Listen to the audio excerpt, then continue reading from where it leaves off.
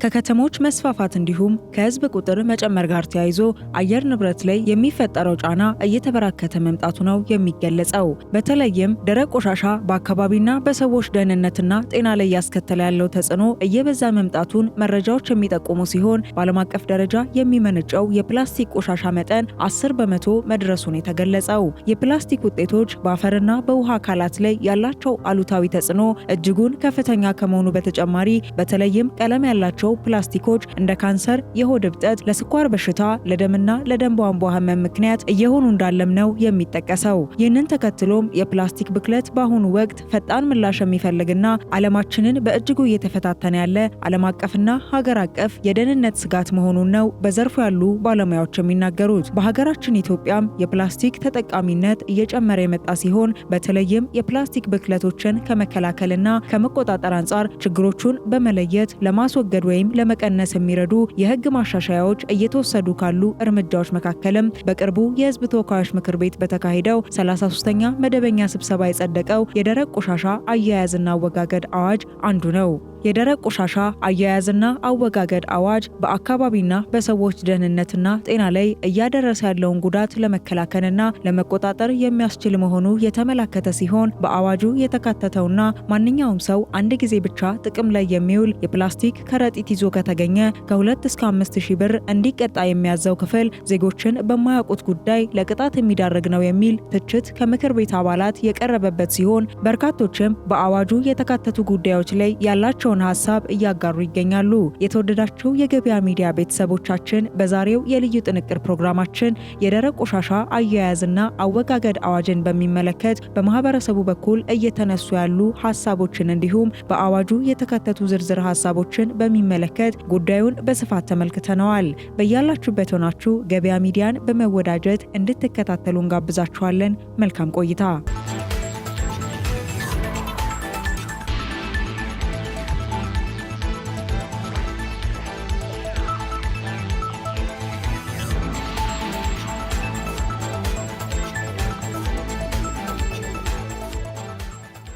የደረቅ ቆሻሻ አያያዝና አወጋገድ ረቂቅ አዋጅ ቁጥር 1383/2017 አጠቃላይ የደረቅ ቆሻሻን የሚመለከት ቢሆንም በብዛት የሚያተኩረው በፕላስቲክ ቆሻሻ ላይ ነው።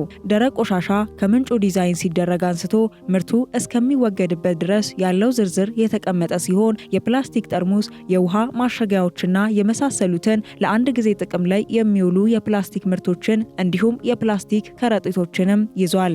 በተለይም በአንቀጽ 12 ላይ የተመለከቱት የፕላስቲክ ጠርሙስ፣ ጣሳ፣ የፕላስቲክ ውሃ ማሸጊያዎችን መልሶ ጥቅም ላይ እንደሚውሉ የሚገልጽ ሲሆን በአንቀጽ 13 ላይ ደግሞ ለአንድ ጊዜ ብቻ ጥቅም ላይ ስለሚውሉ ፕላስቲኮችና እነዚህም የትኞቹ እንደሆኑና ይህም መልሶ ጥቅም ላይ የማይውል አንድ ጊዜ ብቻ ጥቅም ላይ ውሎ ቀጥታ የሚወገድ ፕላስቲክ መሆኑም ተብራርቷል። በዚህ መሰረት ረቂቅ አዋጁ ላይ ለአንድ ጊዜ ብቻ የሚያገለግል የፕላስቲክ ውጤት ማምረት እንዲሁም መጠቀም መከልከሉ የሰፈረ ሲሆን በልዩ ሁኔታ አስፈላጊ የሆኑትን ለማምረትም መመሪያ የሚሰጥባቸው መሆኑም በሕጉ ተቀምጧል።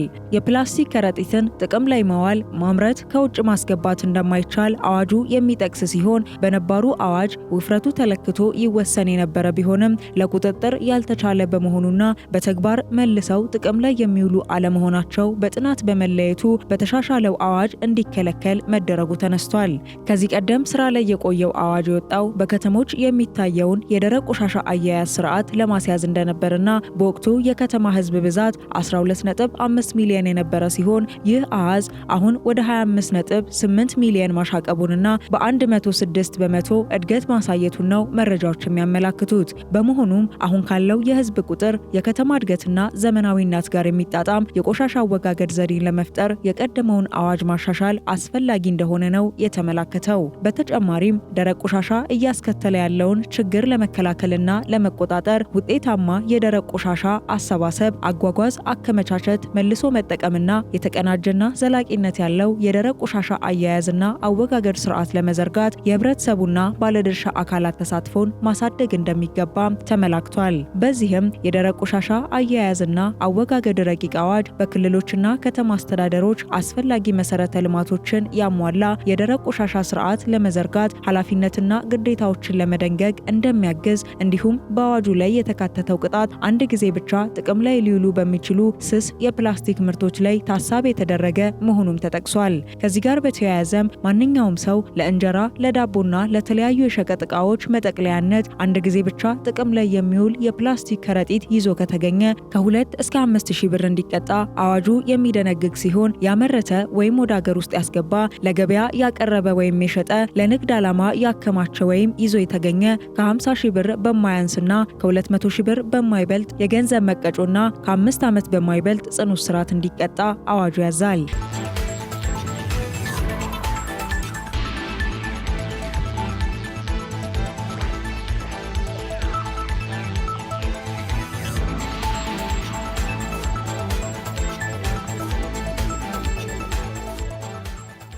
ይህም በበርካቶች ዘንድ ቅሬታ ያስነሳና የማህበረሰቡ የኑሮ ሁኔታና የመክፈል አቅምን ያላገናዘበ እንደሆነ የተገለጸ ሲሆን አዋጁ ተግባራዊ ከመሆኑ አስቀድሞ በአዋጁ የተካተቱ ጉዳዮችን በሚመለከት ለማህበረሰቡ ሰፊ የግንዛቤ ማስጨበጫ ስራ የሚጠይቅ እንደሆነ ነው በስፋት እየተነሳ ያለው። ማንኛውም ሰው አንድ ጊዜ ብቻ ጥቅም ላይ የሚውል የፕላስቲክ ከረጢት ይዞ ከተገኘ ከ2 እስከ 5,000 ብር የሚያስቀጣው አዋጅ ዜጎችን በማያውቁት ጉዳይ ለቅጣት የሚዳርግ ነው የሚል ትችት ከምክር ቤት አባላት እንደቀረበበት የሚታወስ ነው። ማህበረሰቡ በፕላስቲክ ዕቃ ይዞ ወደ ቤቱ ከገባ ይጣለው ወይስ መልሶ ለአካባቢ ጥበቃ ያስረክበው የሚል ጥያቄ በምክር ቤት አባላት ከተነሱ ጥያቄና ሀሳቦች መካከል ሲሆን የሚመረቱ የፕላስቲክ ውጤቶችን ዳግም መጠቀም የሚቻልበት ሁኔታ መፍጠር የተሻለ መሆኑም ተነስቷል።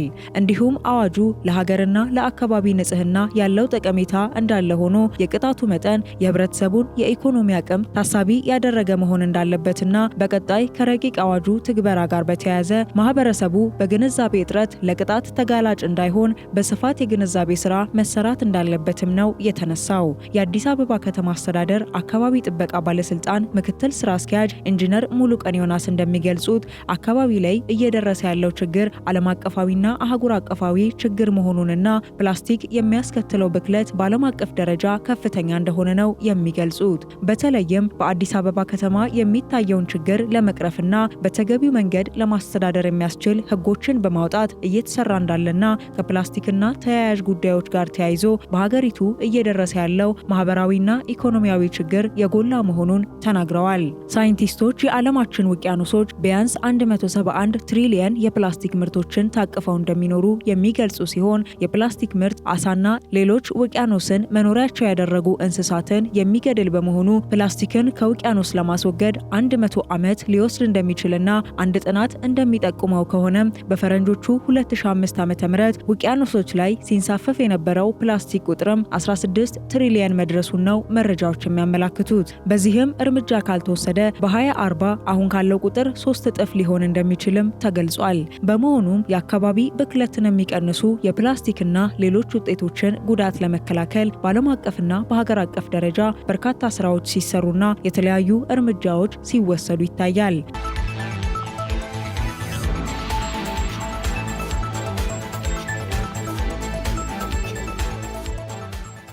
በዚህም አካባቢ ሊበክሉ የሚችሉ ስስ ፕላስቲኮችን የሚያመርቱ ድርጅቶች የአካባቢ ብክለትን የሚቀንሱ የወረቀትና የጨርቅ ከረጢቶች በአፋጣኝ ማምረት እንዲጀምሩ የአዲስ አበባ ከተማ አስተዳደር አካባቢ ጥበቃ ባለስልጣን በ2016 ዓ.ም በዘርፉ ከተሰማሩ አምራቾች ጋር ባደረገ ውይይት አሳስቦ እንደነበር የሚታወስ ነው። ፕላስቲክ በማምረት የተሰማሩ ድርጅቶችና ባለቤቶች ከተፈቀደላቸው 0.03 ማይክሮሜትር በታች ሲያመርቱ ከተገኙ ከመዘጋታቸው ባሻገር ከ3 ዓመት እስከ 10 ዓመት የእስር ቅጣት እንደሚጣልባቸውም ባለስልጣኑ ገልጾ ነበር። ከፕላስቲክ አምራቾች በተጨማሪ ለህብረተሰቡ ዳቦ የሚያከፋፍሉና ሌሎች ሸቀጦችን በፕላስቲክ ምርቶች ጠቅልለው የሚሸጡ ቸርቻሪዎችም ሆኑ አከፋፋዮች ከድርጊታቸው እንዲቆጠቡ ያደርጋል የተባለው አሰራር ሸማቾች ማንኛውንም ዕቃ ለመሸመት በሚሄዱበት ወቅት የፕላስቲክ ውጤቶችን ከመጠቀም ይልቅ ከወረቀትና ከጨርቅ የተሰሩና በድጋሚ ጥቅም ሊሰጡ የሚችሉ ከረጢቶችን እንዲጠቀሙ እንደሚያስ እንደሚያስችል የባለስልጣኑ የአካባቢ ቁጥጥርና ክትትል ዳይሬክቶሬት አቶ ለሚሜ ጉደታ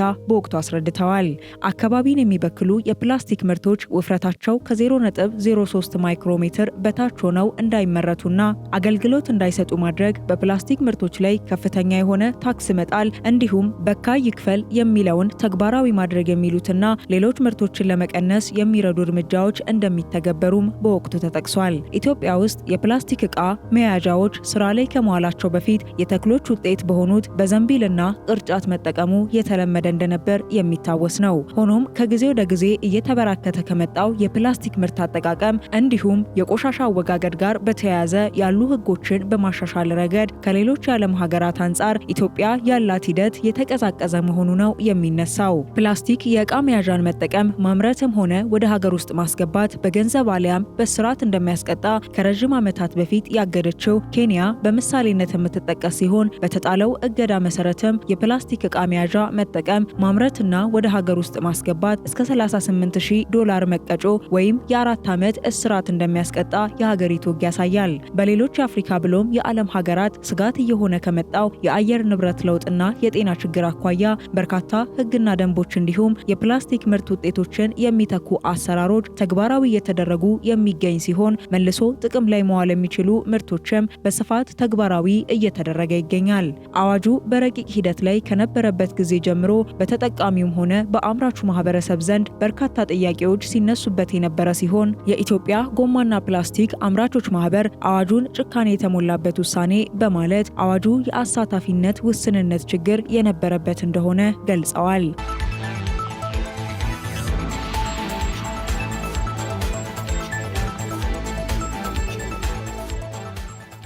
በኢመደበኛ መንገድ ከሚሰሩት ውጪ 860 የተመዘገቡ የፕላስቲክ አምራች ድርጅቶች መኖራቸውንና ጥቅል ካፒታላቸው 58.8 ቢሊዮን ብር እንደሚገመት የፕላስቲክና ጎማ አምራቾች ማህበር አስታውቋል።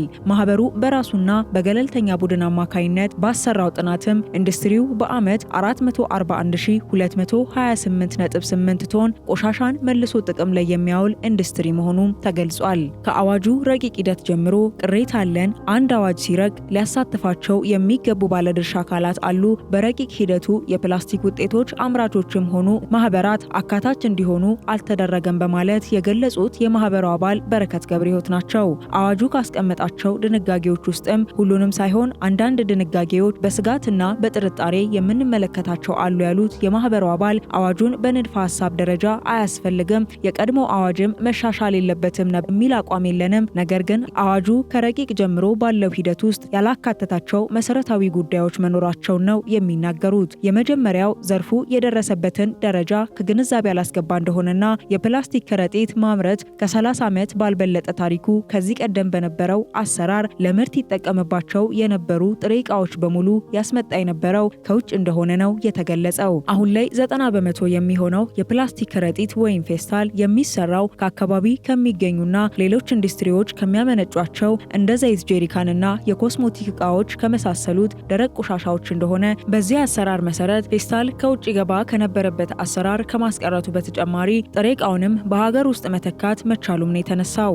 ገለልተኛ የጥናት ቡድኑ በሰራው ጥናት መሰረት የፌስታል ምርት ጥቅል ሀገራዊ ኢኮኖሚ ላይ የ51.6 ቢሊዮን ብር አስተዋጽኦ የሚያደርግ ኢንዱስትሪ መሆኑንና ከውጭ ገባ የነበረ ጥሬ ዕቃንን በመተካት $350 ሚሊዮን ማዳን እንደተቻለም ነው የተገለጸው። አዋጁ ከጸደቀ በኋላ በ6 ወራት ጊዜ ውስጥ ተፈጻሚ እንደሚሆን መገለጹ አግባብ አለመሆኑንና የሽግግር ጊዜ እንደሚያስፈልግ የተነሳ ሲሆን በሌሎች ሀገራት ልምድ መሰል አዋጆችን ተግባራዊ ለማድረግ ከ3 እስከ 5 ዓመት የሽግግር ጊዜ እንደሚወስድ ብሎም በዘርፉ የተሰማሩ ኢንዱስትሪዎችንም ወደሚፈልጉት ዘርፍ የማሰማራት ሂደት እንዳለ፣ ነገር ግን ይህ አዋጅ ይህንን ታሳቢ ያላደረገ እንደሆነም ነው የማህበሩ አባል የተናገሩት። በኢንዱስትሪዎች ከ168,000 በላይ ሰራተኞች እንዳሉ የተናገሩት አቶ በረከት ይህም የሰራተኞችን የስራ ዋስትና የሚያሳጣ መሆኑን ብሎም አዋጁ አንድ ድርጅት ሲዘጋ ሰራተኞቹን በምን ሁኔታ ማሰናበት እንዳለበት አለማስቀመጡን ገልጸዋል።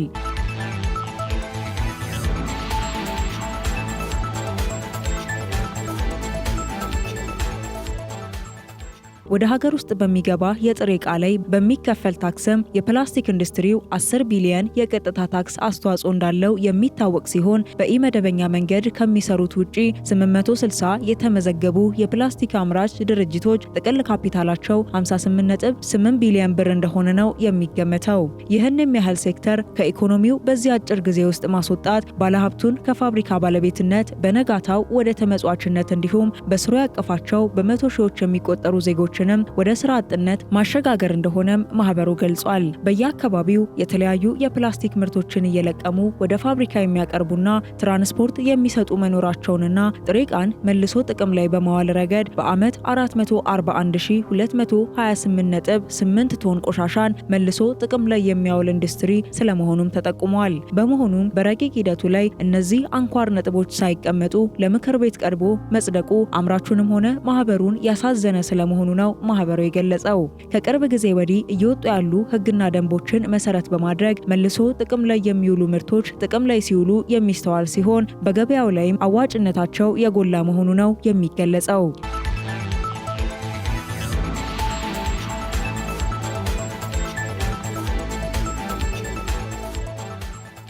የተወደዳችሁ የገበያ ሚዲያ ተመልካቾቻችን በዛሬው የልዩ ጥንቅር ፕሮግራማችን በቅርቡ በህዝብ ተወካዮች ምክር ቤት የጸደቀውን የደረቅ ቆሻሻ አያያዝና አወጋገድ የሚመለከተውን አዋጅ መነሻ በማድረግ በአዋጁ የተነሱ ዝርዝር ሀሳቦችን እንዲሁም በማህበረሰቡና በዘርፉ ባሉ አምራችና ባለድርሻ አካላት እየተነሱ ያሉ ሀሳቦችን ከተለያዩ የመረጃ ምንጮች አሰባስበን በዚህ መልኩ አቀረብንላችሁ። አብራችሁን ስለቆያችሁ እናመሰግናለን። ገበያ ሚዲያን በመወዳጀት ቀሪ መረጃዎችን እንድትከታተሉ ጋበዝናችሁ።